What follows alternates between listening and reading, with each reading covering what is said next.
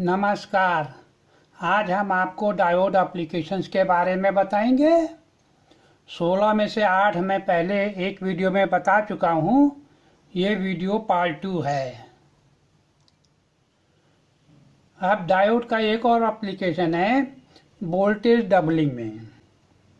ये AC supply है। मान लीजिए इस एसी सप्लाई का पीक वोल्टेज है 100 वोल्ट। एक कैपेसिटर लगा है, 2 डायोड लगे हैं, एक कैपेसिटर है और यहाँ पे आगे लोड है जो कि हमने दिखाया नहीं है। तो ऐसा सर्किट बनाने से यहाँ पे आपको इस पीक वोल्टेज से डबल से थोड़ा कम मिलेगा। डबल नहीं मिलता, कम मिलता है। यह डिपेंड करता है कि इस कैपेसिटर की वैल्यू क्या है और इस कैपेसिटर की वैल्यू क्या है। जब ये प्लस होता है तो करंट ऐसे बहती है और ये चार्ज हो जाता है। जब ये माइनस होता है तो ये प्लस होगा, तब करंट ऐसे बहती है और ये प्लस में चार्ज हो जाता है। इधर प्लस इधर माइनस। और दोबारा जब ये प्लस होता है तो यहाँ पे हाई वोल्टेज चला जाता है, जिससे ये हाई वोल्टेज पे चार्ज हो जाता है। ये सर्किट हमने एक हाई वोल्टेज जनरेटर में यूज किया था, वो और कॉम्प्लिकेटेड था। उसमें मुझे पैटर्न भी मिला था। वैसे ये सर्किट बड़ा कॉमन है, काफ़ी लोग यूज करते होंगे। पैटर्न इस सर्किट से नहीं मिला था। पैटर्न इसलिए मिला था कि इसके आगे मैंने बहुत हाई वोल्टेज जनरेट किया था, बहुत सिंपल तरीके से। डायोड का एक और एप्लीकेशन है रेफरेंस वोल्टेज जनरेटर। देखिए 12 वोल्ट है या 10 वोल्ट हो या 15 वोल्ट हो, यहाँ पे एक हमने रजिस्टर लगा दिया है और ये डायोड लगा दिया है। तो यहाँ पे आपको 0.7 वोल्ट मिलेगा। ये वोल्टेज कम ज़्यादा हो जाता है तो भी यहाँ पे 0.7 वोल्ट मिलेगा, फिक्स मिलेगा, बशर्ते इसमें सफिशिएंट करंट फ्लो हो। इसलिए बोलते हैं इसको वोल्टेज रेफरेंस जनरेटर। एक डायोड लगाया है तो 0.7 मिलेगा। आप 2-3 डायोड भी लगा सकते हैं तो यहाँ पे ज़्यादा वोल्टेज मिल जाएगा। ये कंपैरेटर सर्किट में यूज करते हैं कहीं कहीं, जिसमें ये रेफरेंस होता है और कोई एक्चुअल वैल्यू इससे कंपेयर करके देखते हैं कहीं ज़्यादा तो नहीं आ गई, जैसे ओवर वोल्टेज प्रोटेक्शन। ये कंसेप्ट है, आप इसका एप्लीकेशन अपने दिमाग से सोचकर कहीं भी कर सकते हैं। डायोड का एप्लीकेशन पल्स जनरेट करने में भी होता है। यहाँ देखिए कोई आईसी नहीं लगा, कोई ट्रांजिस्टर नहीं लगा, सिंपल रजिस्टर डायोड और कैपेसिटर है और पल्स जनरेट हो रही है। ये इनपुट है, ये प्लस 12 वोल्ट है। तो यहाँ पर अगर ऐसी पल्स आ रही है इनपुट में तो ये शॉर्ट पल्स नहीं है, ये ज़्यादा ड्यूरेशन की पल्स है। तो यहाँ पर आपको ऐसी मिल जाएगी। अगर ये वैल्यू 10K है और ये 1 माइक्रो है तो करीब 10 मिलीसेकंड की मिल जाएगी। अगर आपको कम चाहिए तो उसी की वैल्यू कम लगा दीजिए, ज़्यादा की चाहिए तो ये ज़्यादा लगा दीजिए। ठीक है, ये हमने निगेटिव पल्स दिखाया है। इसी तरह पॉजिटिव पल्स भी जनरेट हो सकती है। तब आपको डायोड नीचे लगाना पड़ेगा, रजिस्टर नीचे लगाना पड़ेगा। ये सर्किट मैंने बहुत यूज किया है। अब डायोड का एक और एप्लीकेशन है मॉसफेट या आईजीबीटी को प्रोटेक्ट करने में। ये मॉसफेट स्विच हमने सिंपल दिखा रखा है। अगर इसमें करंट ऐसे बहती है तो डायोड रिवर्स में लगाते हैं और जनरली डायोड की करंट रेटिंग वही होती है जो इस मॉसफेट या आईजीबीटी की होती है। मतलब ये अगर 100 एम्पियर का है तो ये भी 100 एम्पियर वाला डायोड होगा। कुछ मॉसफेट और आईजीबीटी में ये डायोड अंदर ही होता है, कहीं पे हमें बाहर लगाना पड़ता है। डायोड का एक और एप्लीकेशन है क्लैंपिंग या क्लिपिंग सर्किट में। ये जो इलेक्ट्रॉनिक पढ़ते हैं उन्होंने अपने कॉलेज में ये खूब पढ़ा होगा। इनपुट अगर एसी है तो यहाँ पे अगर डायोड ऐसा लगा रखा है तो नेगेटिव पोर्शन कट हो जाएगा। यहाँ पे सिर्फ 0.7 वोल्ट आएगा, खाली प्लस साइड यहाँ जाएगा। जब ये माइनस होगा तो करंट ऐसे बहने लगेगी और यहाँ पे माइनस 0.7 वोल्ट मिलेगा।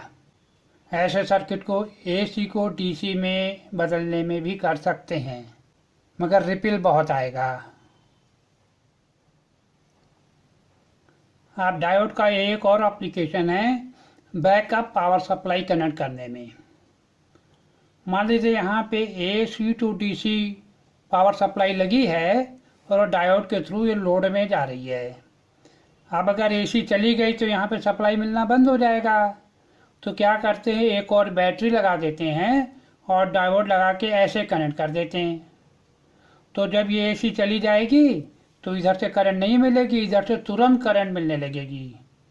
ये कोई डिले नहीं होगा। ये यूपीएस नहीं है, ये सिंपल बैटरी बैकअप है। घरों में ज़्यादा फर्क नहीं पड़ता, अगर सप्लाई चली जाए तो 1-2 सेकंड 3 सेकंड के बाद भी आप ऑन कर सकते हैं। लेकिन कई इलेक्ट्रॉनिक सर्किट में जहाँ बड़े बड़े कंट्रोल होते हैं वहाँ पे ऐसा नहीं होता। वहाँ पे डीसी सप्लाई बिल्कुल नहीं जानी चाहिए, मिली सेकेंड के लिए भी नहीं जानी चाहिए। वहाँ पे ऐसा सिस्टम ज़रूर होता है। ठीक है। उसके बाद क्या करते हैं, एसी सप्लाई अगर चली गई या मान लीजिए ये फेल हो गया तो इसको हटा देते हैं। इसको सप्लाई इधर से मिलती रहेगी और फिर इसको रिपेयर करके या जो भी बात हो उसको ठीक करके फिर लगा देते हैं। ओके। तो इंडस्ट्री कंट्रोल सिस्टम में ये बहुत यूज होता है। मैं फिर बता दूं, ये यूपीएस नहीं है जो घर में डीसी को एसी में बदलता है। ये डीसी को एसी में नहीं बदल रहा, ये खाली डीसी सप्लाई का बैकअप है। अब डायोड का एक और एप्लीकेशन है इलेक्ट्रॉनिक सर्किट में। आपने जेके फ्लिप फ्लॉप पढ़ा होगा कि सिग्नल दे दो तो सिग्नल स्टोर हो जाता है। वो यहाँ ट्रांजिस्टर से बना है। मान लीजिए यहाँ पे हम हाई देते हैं तो जब यह हाई देंगे तो ये ट्रांजिस्टर ऑन हो जाएगा। जब ये ऑन हो जाएगा तो ये 0 वोल्ट हो जाएगा। जब ये 0 हो जाएगा तो ये ट्रांजिस्टर ऑफ हो जाएगा, यहाँ पे हाई आ जाएगा। मतलब यहाँ हाई देने से यहाँ पे हाई मिलेगा। जैसे यहाँ पे हाई आया, इस डायोड के थ्रू यहाँ पे परमानेंट हाई हो जाएगा। अब अगर आप इसको निकाल भी लें, इसकी वजह से ये परमानेंट हाई बना रहेगा। सिग्नल चला गया फिर भी यहाँ पे हाई है या सिग्नल स्टोर हो गया। तो यहाँ पे ये सिग्नल आया, इस पॉइंट पर ये आउटपुट हाई चला गया और इस डायोड और फीडबैक की वजह से ये परमानेंट हाई हो गया।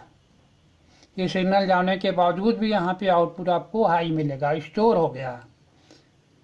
अब अगर इसको वापस 0 लाना है तो यहाँ पे एक रीसेट स्विच लगा देते हैं, जिसको क्लोज करते हैं तो ये 0 हो जाएगा। जब ये 0 हो जाएगा तो ये भी 0 हो जाएगा, ये तो है ही नहीं। यहाँ 0 हो जाएगा तो ये हाई हो जाएगा, ये हाई हो जाएगा तो ये 0 हो जाएगा। अब ये 0 पे लॉक हो गया।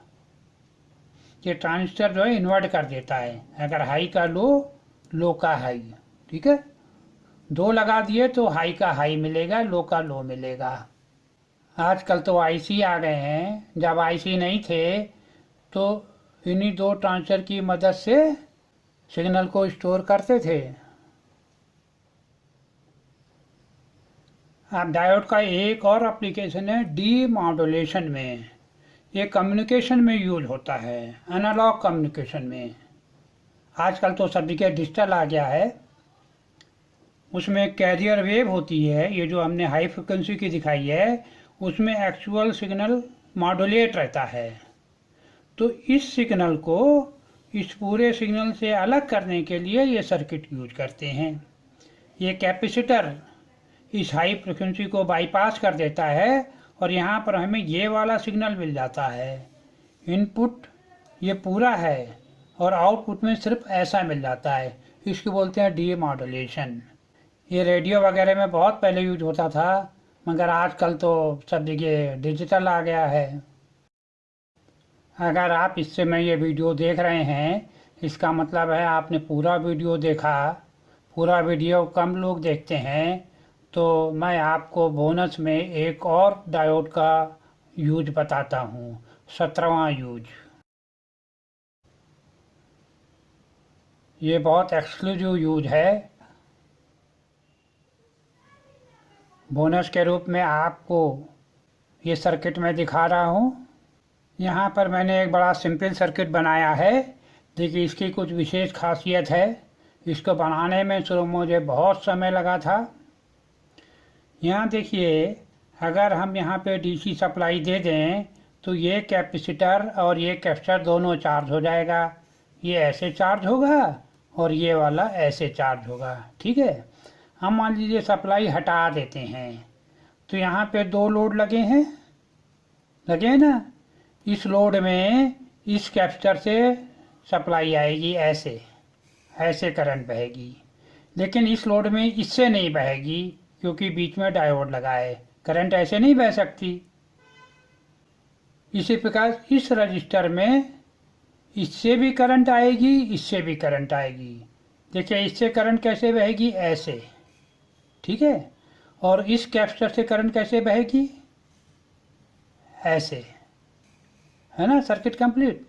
तो इस लोड में दोनों कैपेसिटर से करंट आ रही है और इसमें खाली इससे आ रही है। ये जो कैपेसिटर है वो इसके लिए रिजर्व है, या यूँ कह लीजिए कि इस लोड के लिए रिजर्व सप्लाई है। अगर किसी वजह से सप्लाई चली जाए और ये कैपेसिटर डिस्चार्ज हो जाए, क्योंकि बहुत सारे लोड होंगे, तो उन लोड को सप्लाई मिलना बंद हो जाएगा, लेकिन इसको इससे मिलती रहेगी। अगर सर्किट में कोई क्रिटिकल लोड ऐसा है जो क्रिटिकल है, जिसमें सप्लाई रुकनी नहीं चाहिए कुछ समय के लिए, वहाँ इसका प्रयोग करते हैं। उदाहरण के लिए थारिस्टर का जो गेट सर्किट है, या जितने भी पावर कंपोनेंट हैं जैसे मॉसफेट है, आईजीबीटी है, तो उनको जब ऑन करते हैं उस समय उनमें पक्का गेट करंट होनी चाहिए। ये नहीं बीच में करंट रोक दिया, या तो करंट हो या नहीं हो। अगर ऑन करते समय बीच में करंट ठीक से उसको नहीं मिली या रुक गई, तो वो पावर कंपोनेंट फेल हो सकता है। वहाँ पे इसका यूज करते हैं। गेट सर्किट के लिए पावर सप्लाई रिजर्व कर देते हैं, इधर कुछ हो भी जाए तो गेट सर्किट को सप्लाई मिलती रहे। समझ गए ना।